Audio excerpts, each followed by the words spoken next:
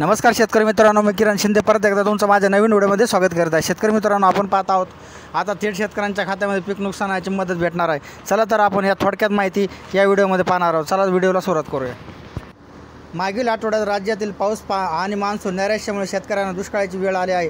पेरणी काळातील अनियमित पावसामुळे सोयाबीन, कापूस, तूर आणि भात या महत्त्वाच्या पिकाचे मोठ्या प्रमाणात नुकसान झाले असून याशिवाय दुष्काळ परिस्थितीमुळे शेतकऱ्यांचे आर्थिक नुकसान बिकट झाले आहे। अशा परिस्थितीमुळे शासनाने खरीप पीक विमा योजनेअंतर्गत शेतकऱ्यांना नुकसान भरपाई घोषणा केली आहे। 15 दिवसापेक्षा जास्त कालावधीत नुकसान भरपाई। प्रधानमंत्री खरीप पीक विमा योजनेअंतर्गत राज्याने यावर्षी ₹1 पीक विमा काढलेला होता। या योजनेनुसार शेती क्षेत्रात 21 दिवसापेक्षा जास्त कालावधीत पाऊस नसल्यास शेतकऱ्यांना नुकसान भरपाई देण्यात तरतूद आहे। शेतकऱ्यांना तात्काळ भरपाई म्हणून 25% रक्कम विम्याची आगाऊ भरपाई देण्यात आली आहे। 13 जिल्ह्यातील 53 तालुक्यामध्ये सर्वेक्षण। चला तर पाहूया। राज्यातील 13 जिल्ह्यातील 53 तालुक्यामध्ये पाऊस 21 दिवसापेक्षा जास्त कालावधीत राहिल्यामुळे यावर्षी शेतकऱ्यांना नुकसान भरपाई मिळाले आहे।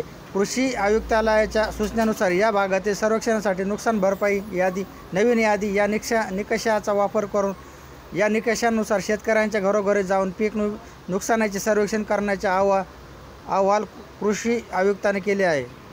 तर पाहूया या जिल्ह्यामध्ये मिळणारे नुकसान भरपाई। अकोला, अहमदनगर, अमरावती, औरंगाबाद आहे, बीड, बुलढाणा, जळगाव, जालना, नाशिक, परभणी, पुणे, सांगली, सातारा आणि सोलापूर या जिल्ह्यातील शेतकऱ्यांना नुकसान भरपाई लाभ मिळणार आहे। विमा कंपनीकडून अधिसूचना जारी करण्यात आली असून शेतकऱ्यांना बँक खात्यात नुकसान भरपाईची रक्कम मिळणार आहे।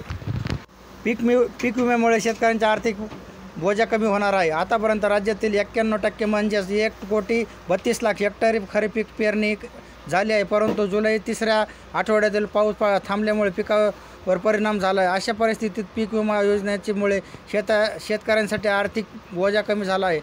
शेतकऱ्यांना विम्यापासून मिळालेल्या रकमेमुळे पुढील हंगामाची तयारी करता येईल असे अधिकाऱ्यांचे मत आहे।